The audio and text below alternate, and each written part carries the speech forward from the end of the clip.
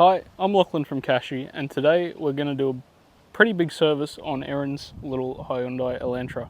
We've seen this car a few times before, and Erin works for us in the office as well, so she's actually filming for you all today.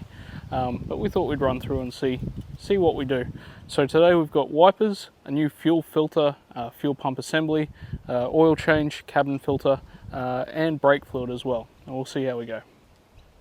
Today we're going to be doing this a little bit different to our typical sort of videos because why not? I'm going to show you how I actually service a car, and I'll tell you some of the reasons why I do it as well. So turn off that, turn that on. I've already checked the wipers, I know that they're bad. I've got the handbrake on. I'm going to pop it in reverse. I've got all the lights going now. Go around to check them all out. Oh, there's some nice LED tail light bulbs and lights here, Erin, aren't there? That's quite good. Mm-hmm. All of our headlights are working. All of our high beams are working as well. And the only thing I've got to note here is that they're a little bit dirty. So I believe one of the park lights are out as well. Yeah, right hand one's out. That's pretty easy to change. We'll come back to that at a later date, but I'm going to pop it back into park because I don't want it rolling away. Make sure all of the lights are off. Take the keys out so that the car can't get accidentally started. Now, I'm in the middle of reorganising my work truck at the moment, so you'll have to excuse the partial mess. So I like to do things in a slightly different order to most people. And that's just because that's what I've found to be most efficient for me. One of the things about being a mechanic is you're paid by the hour. So it's always kind of beneficial to make sure that you're doing things in the most effective way as possible. So where I can, I try not to go do one thing on the back of the car, then go back to the front of the car and do something different, and then that sort of thing. It's I don't think it's good for anyone. So I'm here today to replace the wipers on this Hyundai Elantra. Pretty much all the tools I'm going to need is maybe this screwdriver, maybe, and a new wiper blade. New wipers come with a whole bunch of different doodads, okay? This just so happens to be the right size to fit in this car. To replace it, I'm going to get my fingers underneath. This is a Bosch wiper. Pop out the old doodad, pop in the new doodad, take my new wiper, lift up the wiper arm. Now I'm never ever going to let this wiper arm drop or be uncovered, right? Because if it drops, it will break the windshield. So there's a little clip under the bottom of the wiper here. You can feel it with your finger. Pop it, pull it down, and it all slides out. And then our new one just slides all the way back in. Okay? So I'll show you up close and personal. Here is the little pin that you have to push with your thumb. All right? Here's our other passenger side wiper. Rear wipers are going to be a little bit different, but Elantras only ever came with front wipers. So that's where it's at for us. On to the next thing. Bonnet's up because I know I'm going to be in there later, but for me, the next thing I'm going to do is replace the cabin filter.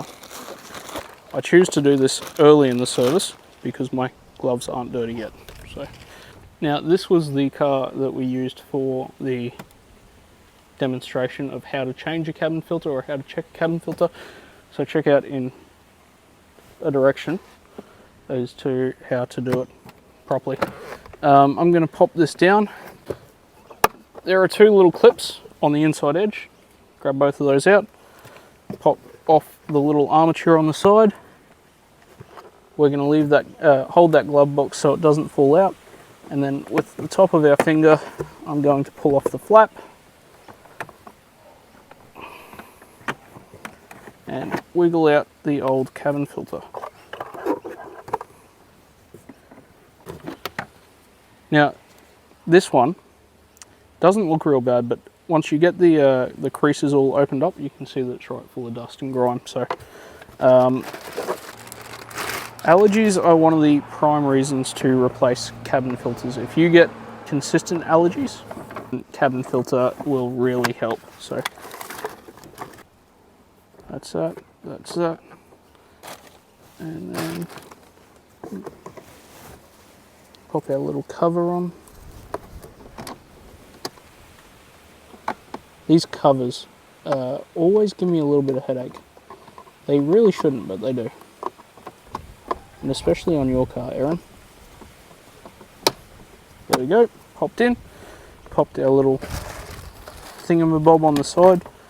It's basically like a shock absorber that slows down the rate that the glove box opens. Always make sure the glove box works afterwards. Like, there's nothing worse than like having to go back and visit a car, or like finding out you've got a problem when you thought you were done with all the work. While I'm here, grab out my service book. I'm going to check what service we're up to. So, we're out of the logbook. So today, Erin's going to be getting a brand new Kashy themed logbook as a part of the service. We try to keep a couple on the truck, just in case someone needs a new logbook, they've run out. Cool. So, before I check the oil, I'm checking the condition of the air filter. Erin, your intake pipe is ruined. Do you want to get a quick photo of this? I love hearing this. So see how this is all absolutely broken there? Oh. We need to get one of those pretty quick. Lickety split. Can you explain to me why this is an issue? So there's a few things, okay? Not so much on this car, but on other cars, the intake pipe houses the mass airflow meter. The mass airflow meter helps to gauge how much fuel should be used in the combustion process, okay? If the amount of fuel is wrong, the car won't run quite right, alright? So you end up with a whole bunch of engine codes on the dash and all sorts of really weird stuff. And a lot of people fall into like a really nasty trick where like this is a simple problem, but because the air fuel ratio changes, you end up with an O2 code, O2 sensor code. And a lot of people like replace the O2 sensor because that's the code, even though it could be as simple as a torn pipe or a broken vacuum pipe. So air filter's fine. Pipe definitely needs changing.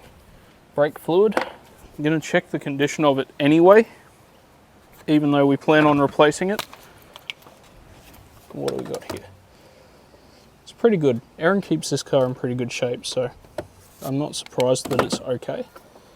We're still going to replace it because it's been a couple of years now. Next thing that I like to check on every service that I can is the timing belt. So these Elantras need a timing belt, I think, like every 90,000 kilometers or 4 years. Does that sound right? Sounds about right. Okay. And it's critical to make sure that the timing belt's in good condition, okay? Because, again, maybe not so much on this car, but particularly on diesels like my truck, if the timing belt fails, I'm going to be up for a lot of engine damage, and I can't afford that. That sort of stuff is not in my like to-do list for this year, or next year, or ever. So it's such a simple thing, especially on these Hyundais. there's 4 bolts that you take out and you can see the whole top of the timing belt. We replaced this like 2 services ago. Yeah, I'm still going to check it just because I don't want to risk anything going bad on your car. Pretty good. All the fan belts and stuff look brand new too. Now, if you're watching this, make sure you let us know down below how the audio quality is. This is our first time with these new microphones, and I notoriously sound quite bad. Something like I speak too softly, and I swear too much. I've been accused of. Not so much by Erin, but by others. Cool.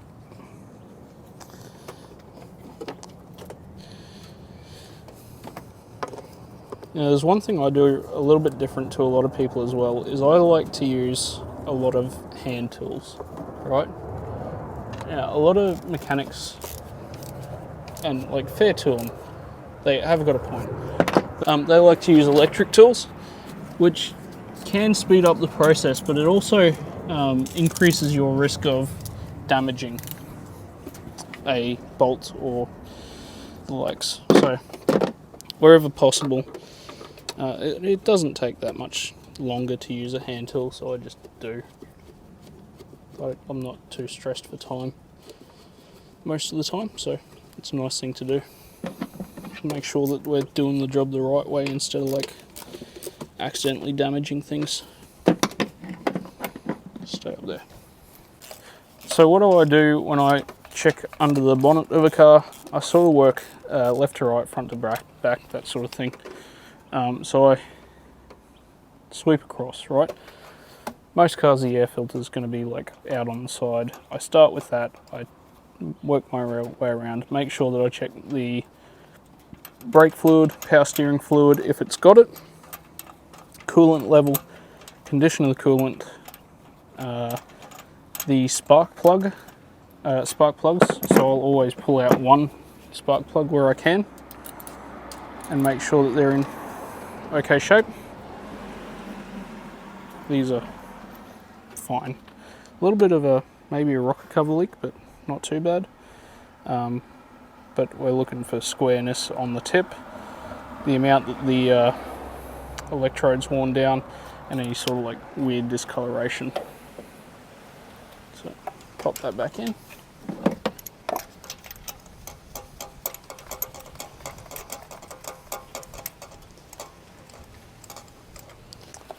We might make a little note of a minor rocker cover leak. I swear I just replaced that. Yeah, you did. So maybe there's something going on there. Coolant is in good condition. Coolant cap is in good condition. What's the rule with coolant, Erin? The rule with coolant? I do not know.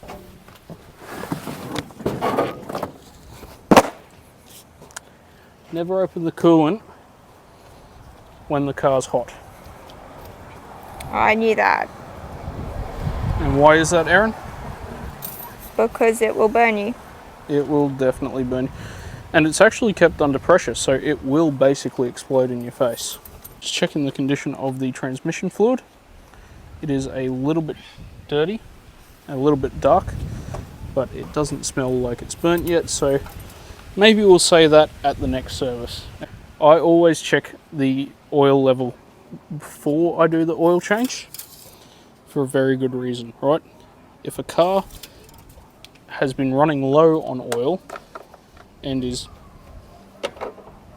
suffering from engine damage, then we need to know about that early in the process. Alright? I know our coolant level's low. I know our washers are probably going to be low, so we can look at those at the end. Always have a good torch handy. Don't go and buy like an expensive one.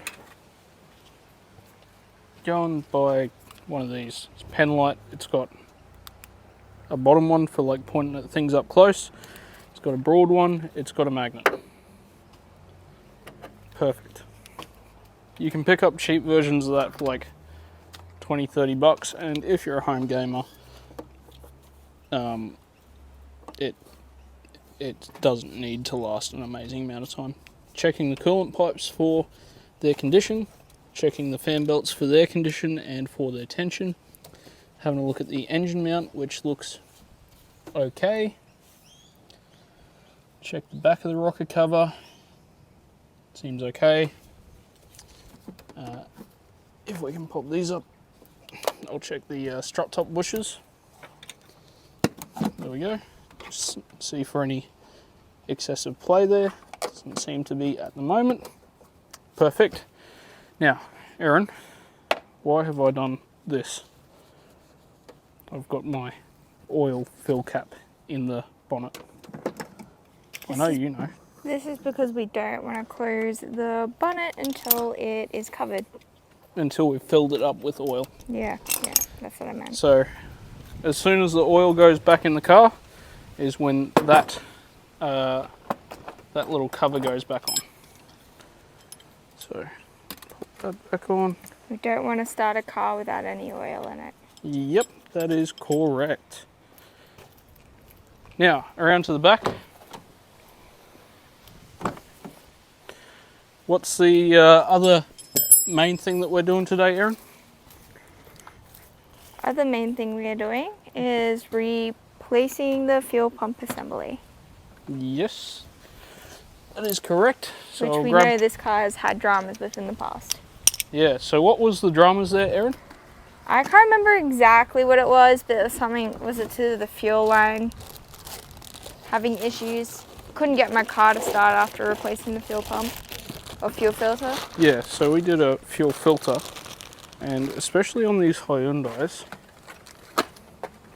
this black plastic pipe here was really prone to failing after overage. So this service around, we've got a complete new fuel pump and filter assembly, which comes with the seal, the ring, the sender, the pump, the filter, everything already installed. Okay, so this one will be not too bad. We just have to pop it out and pop it back in. On the Elantras, on most of the i30s, there are 2 bolts under the seat at the rear. Okay, so just pop through with your fingers, feel where they are, because you can't see where they are any other way. They are almost always a 12mm bolt, and you just wind them all the way out, and then you fish in there with your fingers and grab them again, which kind of sucks, but it's alright.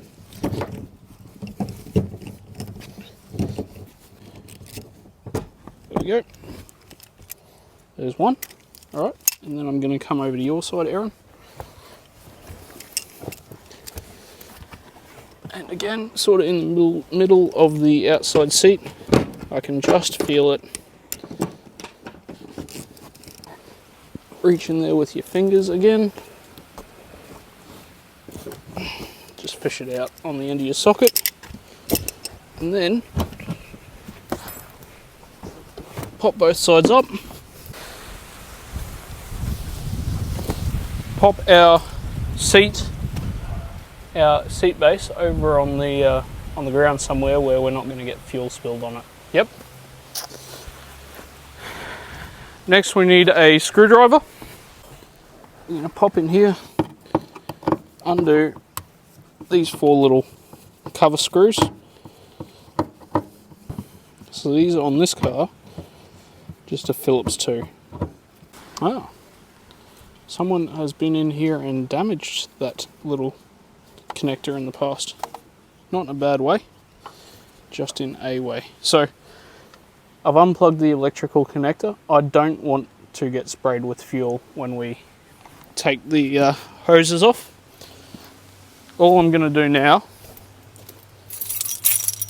start the car and run it until the fuel in the fuel line runs out.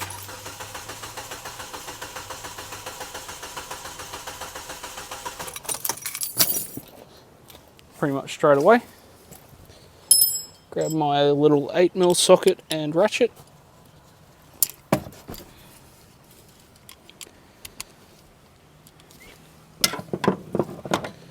these lines here, very easy. There's a blue button on each side.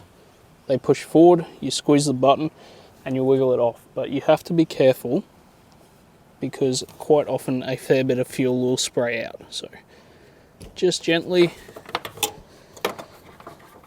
This time we got lucky because I ran the car, or tried to run the car first.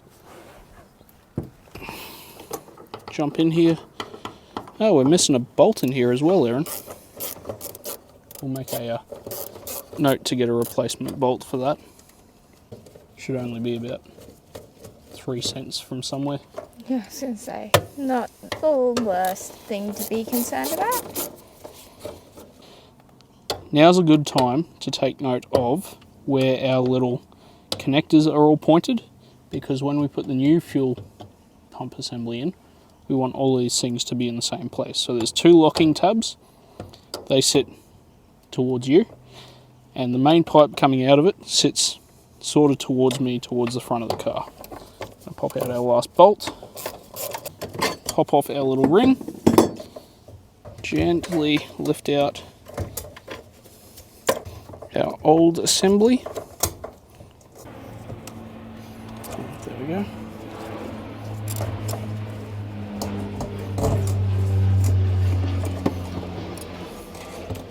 Just tip it on its side here is a good idea, because it lets all the fuel drain back.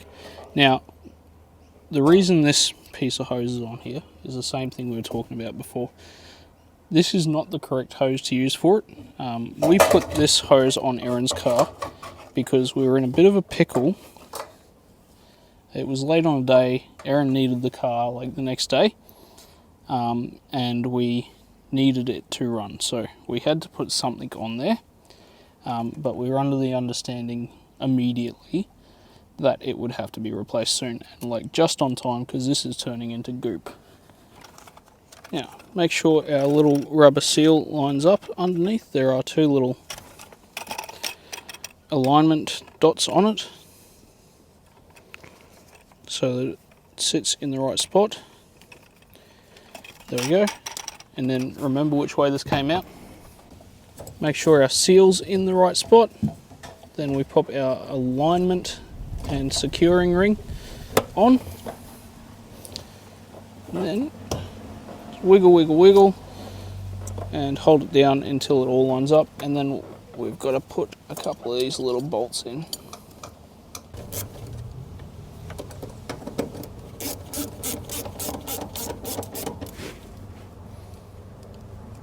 I don't know if it was just the last time we looked at the fuel filter and fuel pump on my car that traumatized me, but this just seemed way simpler than last time. Yeah, well, if you've got to replace the fuel filter on these, you've got to take the complete pump assembly apart, which is a little bit in depth. So there's a whole bunch of like plastic clips around the side, but if we're just doing the pump assembly, it's not so bad.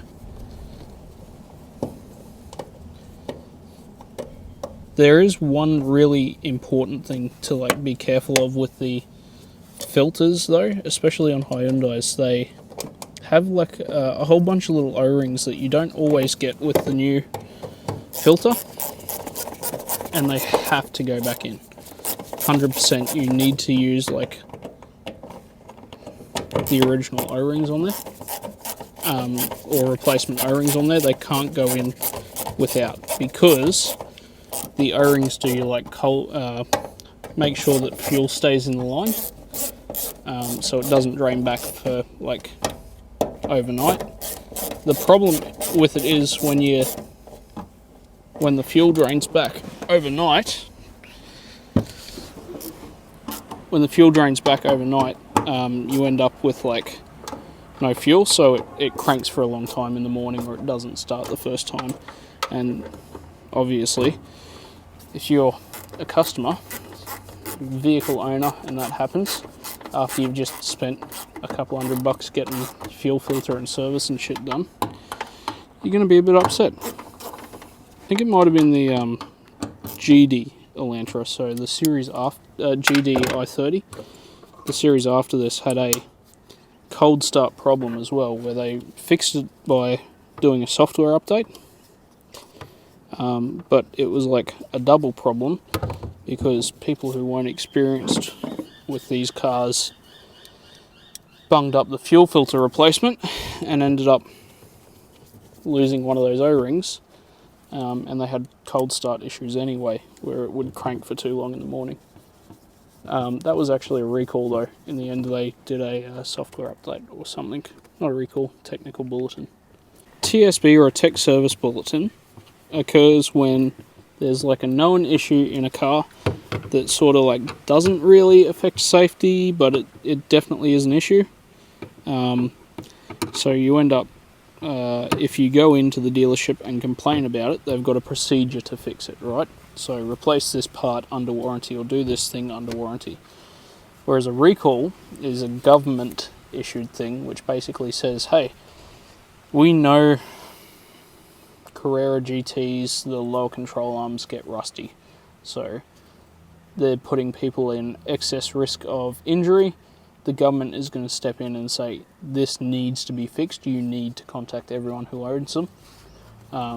And you need to bring all those cars back in to get fixed. So Carrera GT was a wild one. They only just released a recall on this. This is like a 2003 era car, which they've released a recall on, and it affects 5 cars in Australia.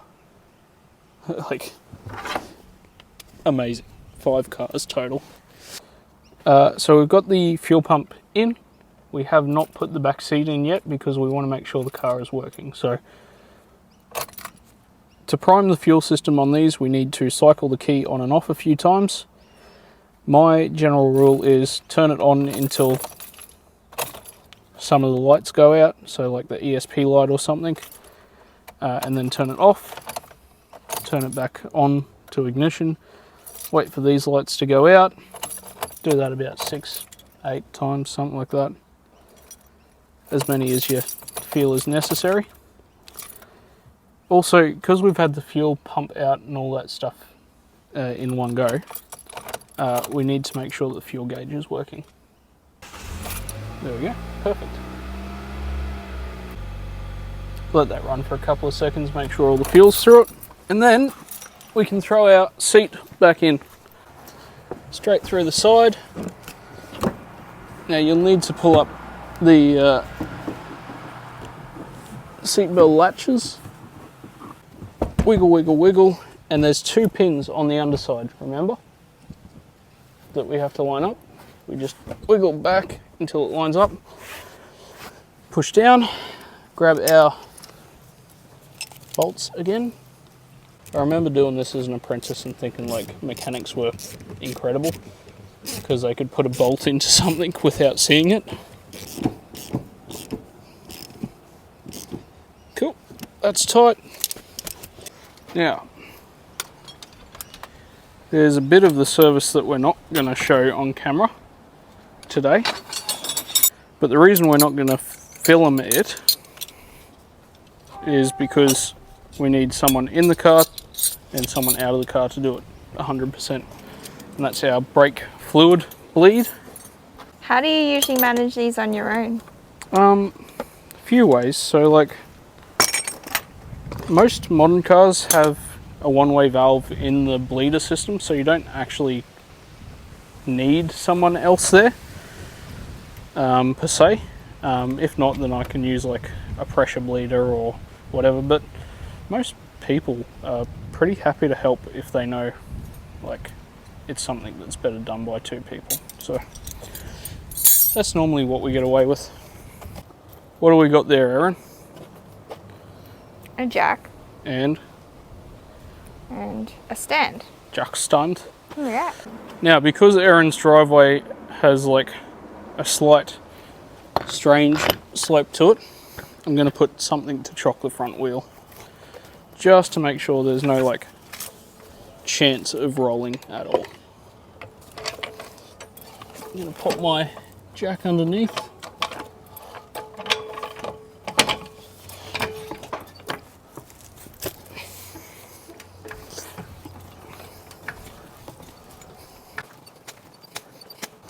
Erin, I've found out what's making the noise on your car.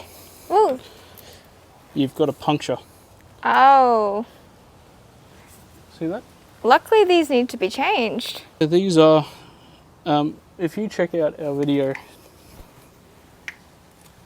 in one of the corners, it'll show you how to check tyres, but the long and short is these were manufactured 34th week of 2018.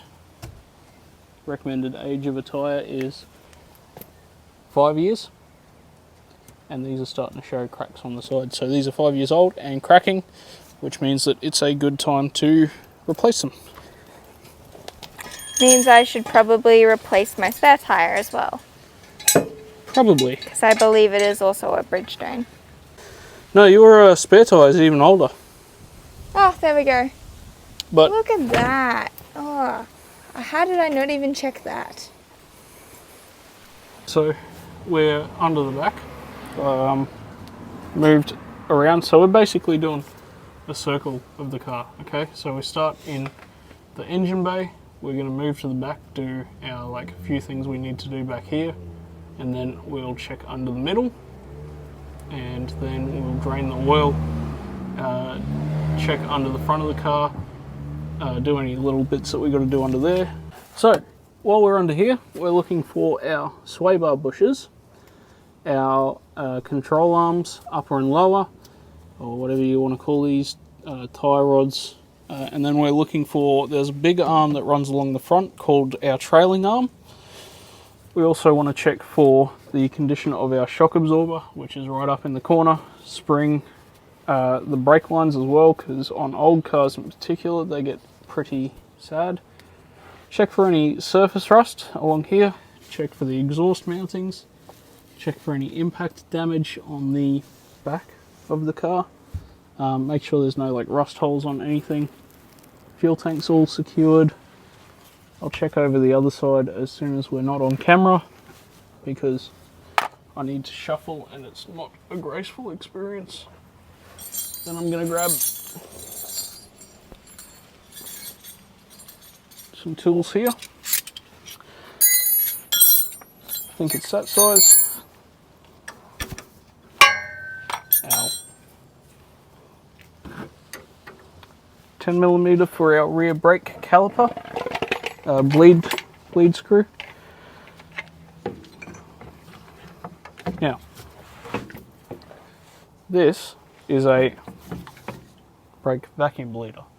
Normally you would have to have this hooked up to air compressor for it to do basically what it's meant to, right? However, these don't actually need air if you're using a second person to help with the thing, which is what Erin's going to be doing in a second. I'm just going to pop this bad boy onto the bleed nipple, which is always a little bit more difficult than it sounds. It always fights you just a little bit. Just for fun. Just to remind you that you are the mechanic and it is the car. Cool. Oh, nice and tight. Cool. Now we're going to check in a little bit, because this is the bit that I want to do by myself with Erin to help. But remember, under the back we're checking all the suspension, all the bodywork, all the control arms, condition of the exhaust, that sort of stuff. It's very important. What would you note on mine at the moment? I'd note that it's in good condition. Okay, that's good. Yeah. You look after your cars. You know my general rule, right? My general rule with cars is if you spend $300 every 6 months, or $300 every 6 months, you spend less on your car overall, right? And that's just not necessarily an ironclad rule. It's just to say that if you do your basic servicing, if you maintain your car, then less stuff goes wrong horrifically. Right? We knew that the fuel filter needed replacing. We knew that we would have to do that, so you've had time to save up and understand that. Whereas if we'd just gone out and you hadn't done it for years and years and it had degraded, that like bit of rubber pipe had degraded, then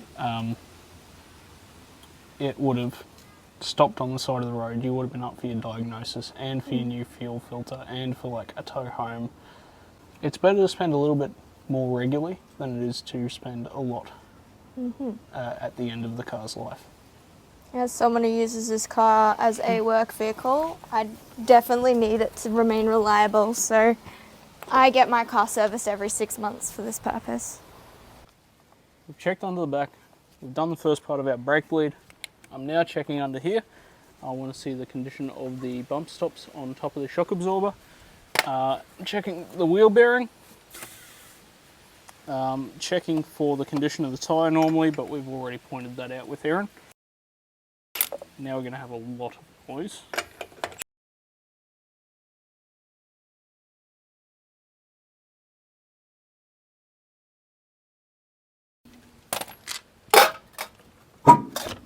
Pop off our wheel, check our brakes for their condition, for their overall whatever. Check for any lipping on the rotor, check for anything really weird going on here, which there isn't. Pop the wheel back on.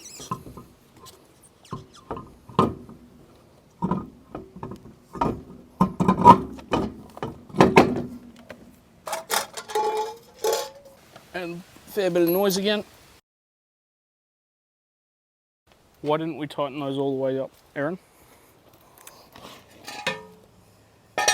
Because we use a torque wrench to do that. Yep, we are adults and we use torque wrenches to check the tightness of wheels.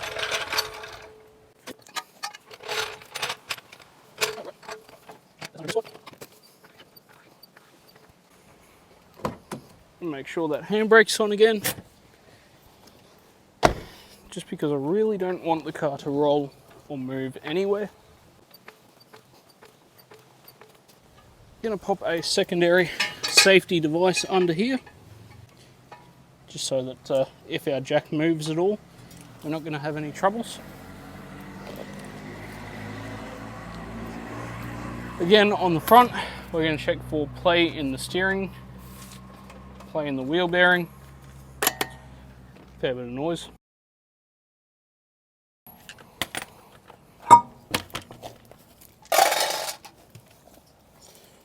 While we're here, we're going to visually inspect our brake pads, rotors, steering tie rods, and our lower control arms, which on your car, Erin, looking pretty ready to go. I believe that was on my last follow-up. Yeah. So, you want to come in nice and close so you can see this? You see there? Where it's all like cracking around the thing. Somewhere about there? Yeah. Yeah.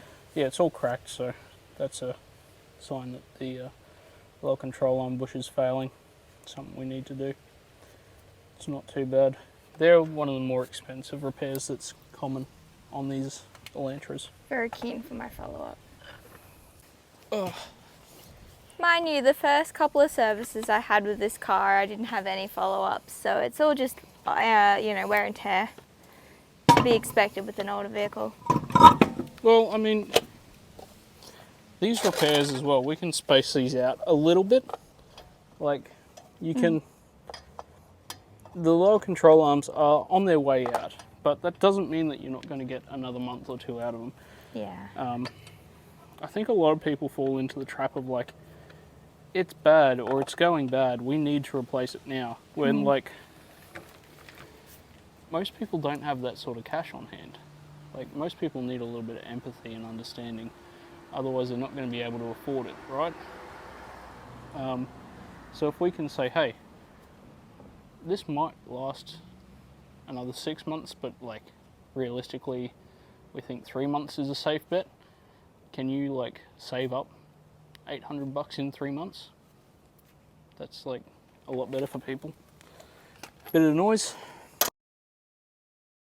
Now, I always leave my impact gun out until I'm finished with the oil change, to remind me that I have to torque the wheels, right? Because I'm not going to leave that sitting on the side of the road.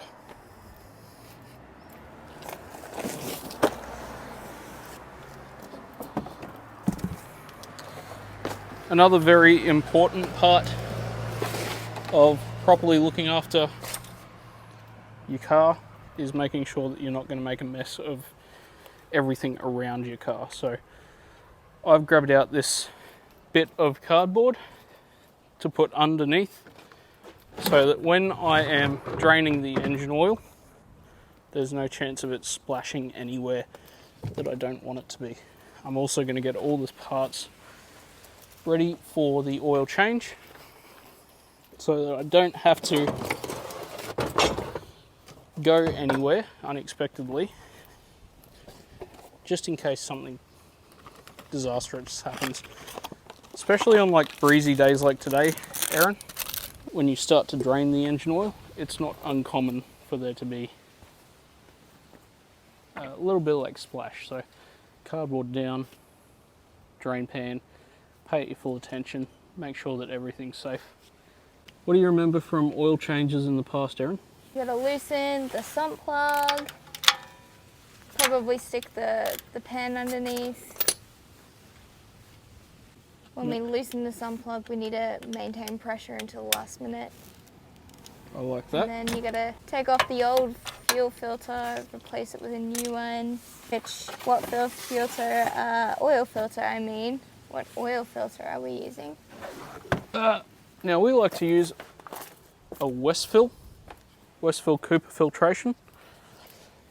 Why do we use Westfill? Why does anyone do anything? We have never had a problem with a Westfill filter yet. Okay, now that's like should be a really low bar for failures, but at the same time, it's a bar that needs to exist because I've heard of other brands that have really high failure rates and then really bad warranty policies as well. Westfill is owned by the same company that owns Ryco. Apparently they're slightly different in the construction of the filter.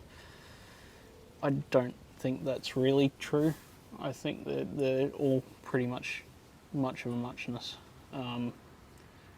The one thing I will say, Cooper's fuel filters aren't quite as high quality as Ryco's, but that's something that can be easily like solved. Just get a Ryco for your fuel filters. Now we've got all this apart. So what are some tools that are critical for the oil change on your Elantra, Erin? You will need a torque wrench. Yep. And the claw thing. The claw, yeah. Sump plug, 17mm torque wrench. If you've got a normal style torque wrench, do not use the torque wrench to undo the sump plug. This is a special torque wrench. Always have a torque wrench, always use it. Always look up the manufacturer's specifications for your sump plug. Okay? Take the sump plug out, put one finger on the back of it and use your other two fingers to turn it. So you want to push in and turn, yeah? When you get to the end, it will like, as you rotate, you'll feel it clicking a little bit. That's your sign to pull it out. If you don't want to spill it all over yourself, pull it out quickly. Get your hand out of the way, pull it out quickly. As soon as the oil is finished draining, put the sump plug back in and torque it, okay? The biggest problem with apprentices, home gamers, DIYs, mechanics in general, is that they take the sump plug out, they pop it back in finger tight, and then they go about and do something else, right? Forgetting to torque it. 1,000 k's down the road, the sump plug works its way out and you're in for a new motor. So as soon as it goes in, torque it, please. I've slackened off the oil filter. I'm going to let it drain out. I'm also going to check the sealing mating surface. Make sure that there's no like excess grime and stuff on there, and I'm going to give it a little wipe if I need to. Put the oil filter on.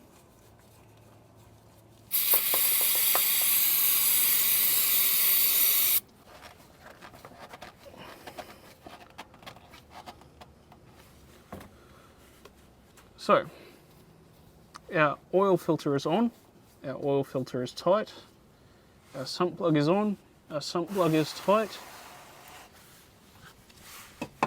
I always make sure to clean both off so that I can see if they're leaking again after the service is done.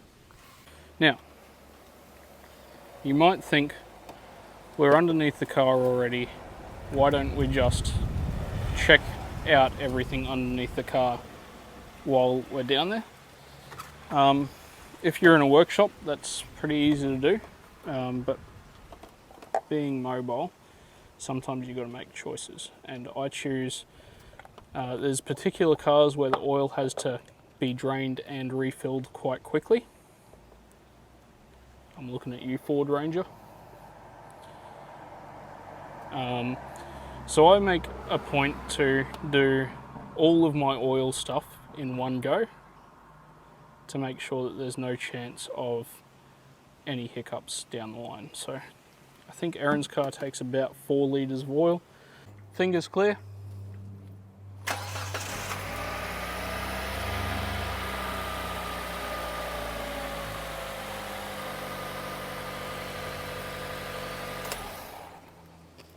Penrite's HPR10 is a 10W50 weight. The W refers to its winter grading, which is a whole other thing unto itself. But it's got a whole bunch of, it's full synthetic, it's pretty thick. The Hyundais run really quiet on it, which I like. It doesn't burn oil, and the oil comes out pretty clean as well, which is very important. So if you're seeing an oil that it gets noisy towards the end of its service life, or it comes out sludgy, that sort of thing, maybe just recheck the specifications that you're meant to be using. If you're not sure what oil you should be using, go and check out the Car podcast and Matt from Auto One at Browns Plains. They've got a whole bunch of systems that help you look up the correct oil for your car. Now, we've started the car. We have checked that the car is running fine. We are now going to recheck that the sump plug and the oil filter are clean, dry, and the correct torque.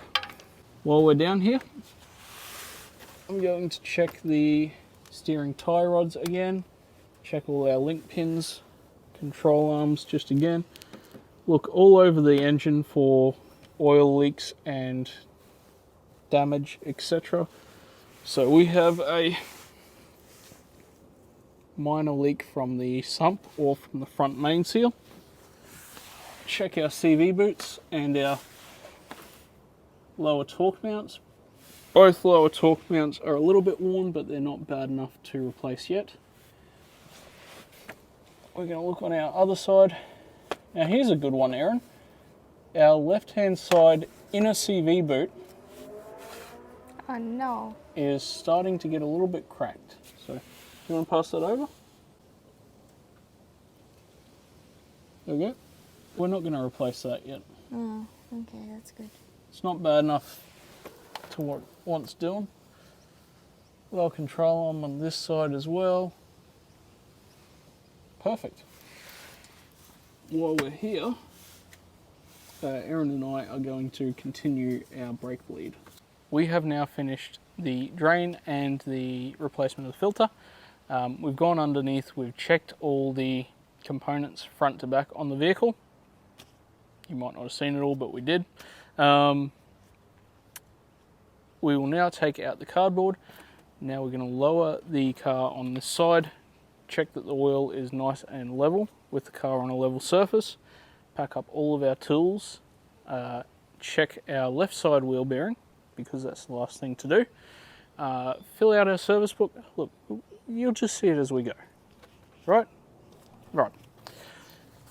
So, first things first, all our bits and bobs out from here so that the jack doesn't catch them on the way down. While we're here, we're also going to top up our fluids, including the brake fluid that we just changed.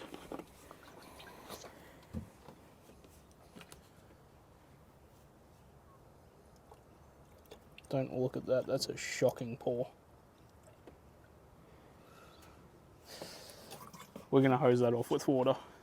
Brake fluid is like an organic compound, so it can be hosed off with water, thankfully. Next, going to check our oil level. Make sure to spray Erin with it. Spot on full. How did I do that? Pop the oil fill cap back on, because we know that we don't have to touch that again. Pop our brake fluid cap on, because we know that we don't have to touch that again. Last couple of things, we're going to top up our washer bottle and coolant.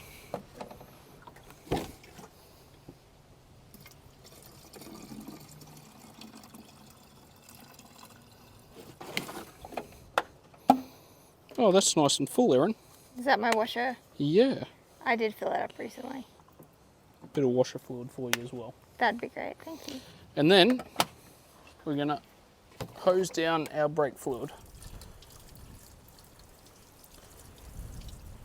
Okay. What tool is this? Torque wrench? Yep.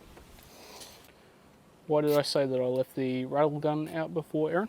To remind you to tighten and check all the wheels. The rattle gun's still out, so this wheels still need tightening.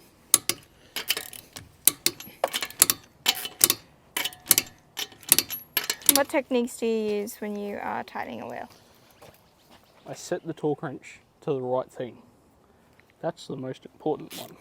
What is the right thing? Depends on the car. Look it up for your manufacturer.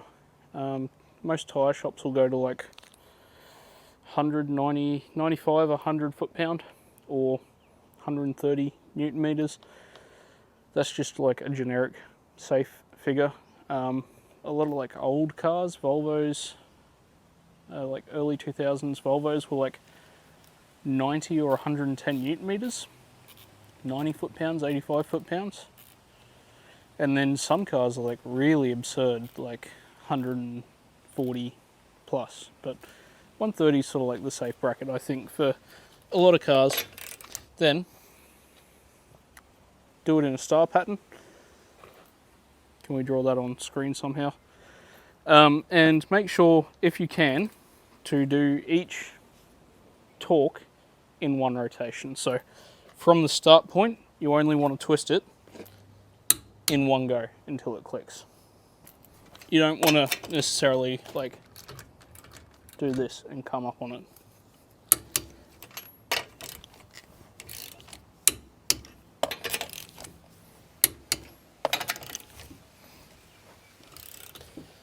Another really important thing is try and make sure that you're pushing down on it and like using your body weight instead of pulling up on it, because that will damage your back eventually.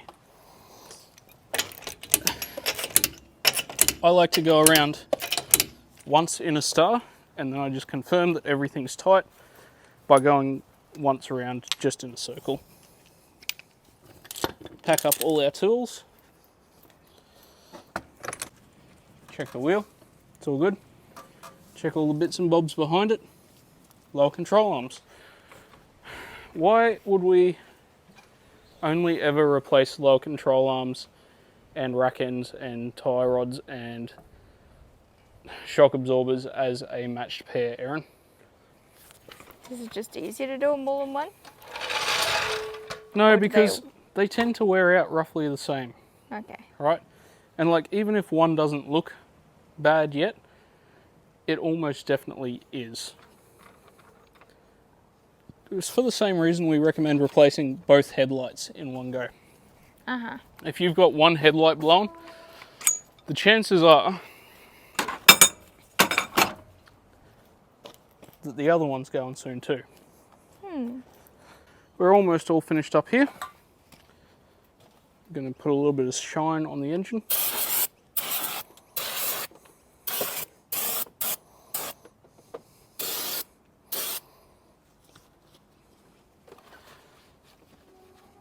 I always tell my apprentices that doing a little shine or making sure the engine bay is tidy is the most important part of the service. Any reasons why, Erin? Because that is going to leave an impression on the user. The vehicle owner, they are going to see a clean engine bay, and that is probably the most they're going to see in this service. It's literally the only thing that anyone notices, or that 90% of the population notices. Pop that in there. Crazy what a little bit of brake cleaner can do. Yeah. Nice and shine. Check those are all, everything that we've touched is now good. Nice and tight. We're going to do up our service sticker. Introduce a new logbook to Erin's car. Happy birthday, Elantra. Kind of is. Big milestone, getting a new logbook. Well, I think it's next month, or maybe even this month. She would be 14 years old. Yeah. So literally right on her birthday. Logbook's done. All of our service items are done. All we have to do now is change the service sticker and take it for a test drive. So I took it for a test drive before we started the service. I always take it for a test drive before and after, just to make sure that there's no like new noises introduced from the oil change. So really good to go and get a paint scraper, razor blade, whatever you want to call it, for these, just because it lets you get under the edge of the sticker. And then just nice and slowly, otherwise you end up with a whole bunch of gunk stuck on there. A little bit of cleaner on a rag. Give it a little wipe off, just like that. And we'll put a brand new sticker on. We're going to be all done. Let's pack it up and take it for a test drive. Yeah. I don't know how you were sitting around in here for like 5 minutes before I got in. Yeah, it wasn't too This drive's bad. pretty straight.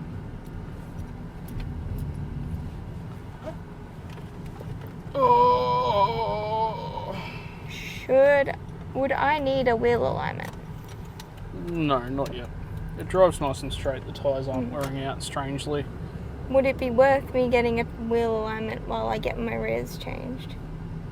My rear It might be worth getting it checked. I'd say check the wheel alignment every like 6 months. 6 to 12 months is a good amount of time for a wheel alignment. I know I haven't done it since my front tires got replaced. Yeah. Well, especially for you as well, because you like to approach gutters in a more favourable fashion than most of us.